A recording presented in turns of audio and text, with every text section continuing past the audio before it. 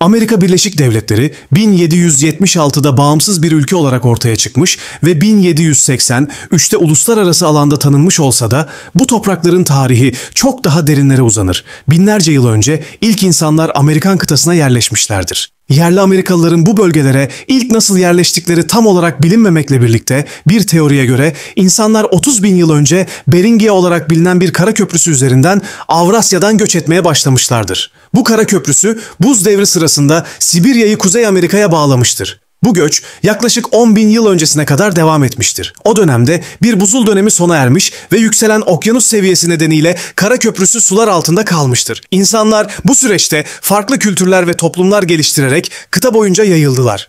Amerikan kıtasının ilk sakinlerine Paleo-Amerikanlar deniyordu. Zamanla Amerika'ya daha da derinlemesine göç ettiler ve kabileler ve uluslar oluşturdular. Burada var olan kültürlerin arasında kendi kültürlerini geliştirerek ilginç medeniyetler yarattılar. Adena kültürü, Iroquois kültürü, Coos Creek kültürü, Puebloan kültürü ve Mississippian kültürünü örnek olarak verebiliriz. Ancak bugünkü Amerika Birleşik Devletleri'nin başka bir bölümü olan Hawaii'nin farklı ve ilginç bir tarihi vardır. Hawaii'den bahsedecek olursak, bu topraklar 1. yüzyıllara kadar yerli halk tarafından iskan edilmemiştir. Gelişim, Polinezyalıların 1. ve 10. yüzyıllar arasında yerleşmesiyle başlamıştır. 15. yüzyıldan itibaren 1492'de Avrupa kolonizasyonu başlamıştır. İtalyan kaşif Kristof Kolomb, başkanlığındaki bir İspanyol seferi, Uzak Doğu'ya yeni bir ticaret yolu bulmak için batıya doğru yelken açtı. Ancak Avrupalılar tarafından yeni dünya olarak bilinen yere indi. Bu olaydan sonra önümüzdeki 10 yıllarda daha fazla gemi koloniler kurmak ve ticaret noktaları oluşturmak için batıya doğru yelken açtı. İspanyollar Küba, Porto Rico ve Hispaniola gibi adaları üs olarak kullanarak Amerikan imparatorluklarını inşa etmeye başladılar. Hızla genişlediler. Fransa, Kuzey Amerika'nın doğu kesiminde, çeşitli Karayip adalarında ve Güney Amerika'nın küçük kıyı bölgelerinde koloniler kurdu. Portekiz ise Brezilya'yı kolonileştirdi. 17. yüzyılda Doğu sahil şeridine öncelikle İngiliz kolonistler yerleşti. Bununla birlikte daha az sayıda Hollandalı ve İsveçli de geldi. İlk başarılı İngiliz kolonisi olan Jamestown, 1607 yılında Virginia'daki James Nehri üzerinde kuruldu. 17. yüzyılın sonlarında yeni bir yerleşimci dalgası geldi ve tütün üzerine kurulu ticari tarım faaliyetlerini başlattı. Yerli Amerikalılar ile İngiliz yerleşimciler arasında bazı çatışmalar olmasına rağmen koloniler oldukça hızlı bir şekilde genişlemeyi başardı ve giderek daha fazla insan bu bölgelere yerleşti. 13 Amerikan kolonisinin her birinin biraz farklı bir yönetim yapısı vardı. Aslında bir koloni Londra'dan atanan bir vali tarafından yönetilirdi. Bu vali vergileri oylamak ve yasaları yapmak için yerel olarak seçilen bir yasama organına güvenirdi. Yüzyıla gelindiğinde Amerikan kolonileri hızla büyüyordu ve düşük ölüm oranlarının yanı sıra bol miktarda toprak ve gıda kaynakları bu bölgelere yoğun bir göç akışını çekti. Tütün ve pirinç plantasyonları Batı Hint adalarındaki İngiliz kolonilerinden Afrikalı köleleri iş gücü olarak ithal ediyordu ve 1770'li yıllara gelindiğinde Afrikalı köleler Amerikan nüfusunun 1/5'ini oluşturuyordu. Koloniler Fransız ve İspanyol güçlerine karşı İngiliz askeri desteğine ihtiyaç duydukları sürece Britanya'dan bağımsızlık sorunu gündeme gelmedi. Fransız ve Hint Savaşı kolonilerin siyasi gelişimi tarafından yaratılan bir olaydı ve aynı zamanda daha büyük 7 yıl savaşlarının bir parçasıydı. Britanya Fransız güçlerini yendi ve Fransa, Kanada ve Louisiana'daki kolonilerini kaybetti. Savaş maliyetliydi ve Britanya'nın paraya ihtiyacı vardı. İngiliz parlamentosu 1765'te kolonilere vergi dayatan Pul yasasını kabul etti ve bu yasayı kolonilerin yasama meclislerinden geçirmeden uygulamaya koydu. Soru şuydu: parlamento temsil edilmedikleri halde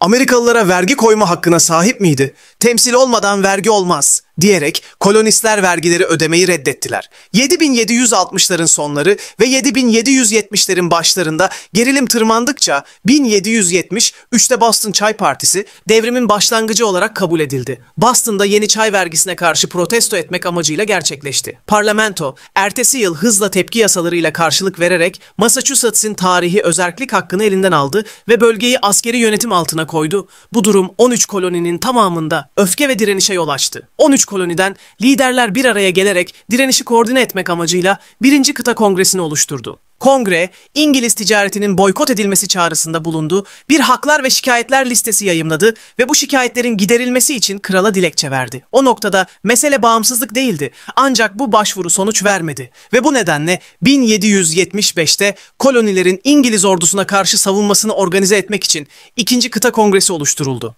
13 koloni 1775'te Britanya yönetimine karşı bir isyan başlattı ve 1776'da Amerika Birleşik Devletleri olarak bağımsızlıklarını ilan ettiler. Amerikan Devrim Savaşı'nda 1775-1783, Amerikalılar 1777'de Saratoga'da İngiliz işgal ordusunu ele geçirerek Kuzeydoğu'yu güvence altına aldılar ve Fransızları Amerika Birleşik Devletleri ile askeri bir ittifak yapmaya teşvik ettiler. Fransa, İspanya ve Hollanda'yı da işin içine çekerek her iki tarafın askeri ve deniz kuvvetlerini dengelemiş oldular. Çünkü Britanya'nın müttefiki yoktu. General George Washington, kongre ve eyalet valileriyle başarılı bir şekilde çalışarak kıdemli subaylarını seçen ve eğiten, askerlerine destek veren ve eğiten ve idealist bir cumhuriyetçi orduyu sürdüren mükemmel bir organizatör ve yöneticiydi. Amerikan devrimi başarılı oldu ve 1783 Paris Barışı'nda bağımsızlıkları tanındı. Eski koloniler beklenenden fazlasını elde ettiler. Batıya doğru genişleme, Appalachian Dağları'nın batısındaki Amerindian topraklarını içermeye başladı. Amerika Birleşik Devletleri Başkanı Thomas Jefferson, 1803'te Fransa'dan Louisiana bölgesini satın almak için bir anlaşma yaptı. Fransa'ya gönderilen ilk diplomatlara sadece New Orleans'ı ve mümkünse Mississippi Nehri'nin batı yakasını satın almak için 10 milyon dolara kadar harcama yapma izni verilmişti. Ancak Fransız hükümeti 5 milyon dolar daha fazlası karşılığında tüm Louisiana bölgesinin satılacağını söyledi. Başkan bu anlaşmayı onayladı ve ABD'nin toprakları 2 katına çıktı. Yüzyılın ortalarında Texas 1845'te birliğe katıldı ve Meksika İmparatorluğu'na karşı yapılan savaştan sonra Birleşik Devletler önemli toprakları ele geçirerek daha da genişledi. 1861'de Abraham Lincoln seçildikten sonra güneyden bazı eyaletler konfederasyon kurarak geri kalanlara saldırdı. Güney isyanı, siyah insanların köleleştirilmesi konusundaki tartışmalardan kaynaklanıyordu. 1860'ta Birleşik Devletler Abraham Lincoln tarafından yönetiliyordu ve tüm topraklarda köleliğin yasaklanmasını destekliyordu. Nisan 1861'de ayrılıkçı güçler Güney Carolina'daki Fort Sumter'a saldırdığında savaş patlak verdi. 4 yıllık savaşın ardından birlik zafer kazandı ve konfederatlar yenildi. Ulusal birlik yavaş yavaş yeniden sağlandı ve ulusal hükümetin gücü genişledi. 100 yıl ekonomik genişleme dönemi oldu. Daha fazla sanayi kuruldu ve altyapıya büyük önem verildi. 1898'de Amerika-İspanya Savaşı gerçekleşti. Amerikalılar kısa sürede bazı savaşları kazandılar ve Paris Antlaşması'nda ABD, Filipinler, Porto Rico ve Guam'ı aldı. Yüzyılın başında Birinci Dünya Savaşı başladı. Almanya'nın Amerikan gemilerine saldırıları ve Meksika'yı ABD'ye karşı ittifak yapma niyetleri nedeniyle ABD tarafsız kaldı. Bu olayın ardından Amerikalılar müttefiklere katıldı. Ekonomi büyüyordu ve her şey yolundaydı. Ta ki 1929'da başlayan büyük buhrana kadar. Bu olay dünyayı sarstı ve 2. Dünya Savaşı'nın başlaması için bir temel oluşturdu. Birleşik Devletler 7 Aralık 1941'de Japon İmparatorluğu tarafından Pearl Harbor'a saldırıldıktan sonra müttefiklere katıldı. Amerikalılar Avrupa'da ve Pasifik'te uzak bir savaş verdi ve Sovyetlere zırhlı araçlar, motorlu ekipman, gıda ve beça sağladılar. Pasifik'te savaşarak Japon anakarasına yaklaştılar ve 1944'te Avrupa'daki D-Day'in ardından Amerikalılar müttefik tarafında büyük bir etki yaratarak çok yardımcı oldular. Savaş 1945'te sona erdi. Almanya Mayıs'ta, Japonya ise Hiroşima ve Nagasaki'ye atılan 2 nükleer bombanın ardından Eylül'de teslim oldu. 2. Dünya Savaşı'nın ardından Amerika Birleşik Devletleri ve Sovyetler Birliği rakip süper güçler olarak ortaya çıktı. Bu dönem Soğuk Savaş olarak bilinir. İki ülke, silahlanma yarışı, dünya genelindeki vekalet savaşları, Kore ve Vietnam savaşları gibi ve propaganda kampanyalarıyla dolaylı olarak birbirleriyle karşı karşıya geldiler. Amaç komünizmin yayılmasını engellemekti. 1960'larda sivil haklar hareketi dalgaları başladı. Afrikalı Amerikalılara ve diğer etnik azınlıklara oy kullanma ve serbest dolaşım hakkı sağlandı. Soğuk Savaş, Sovyetler Birliği'nin çöküşüyle sona erdi ve Birleşik Devletler Orta Doğu'daki modern çatışmalara odaklandı. Yüzyılın başında 11 Eylül 2001'de El-Kaide tarafından gerçekleştirilen saldırılar meydana geldi. Bu olayın ardından Irak ve Afganistan'da savaşlar başladı. 2008'de Amerika Birleşik Devletleri büyük buhrandan bu yana en kötü ekonomik krizi yaşadı. Kanalımıza abone olun ve inanılmaz tarihimiz hakkında daha fazla bilgi edinmek için çan düğmesine basın. İzlediğiniz için teşekkürler ve bir sonraki bölümde görüşmek üzere.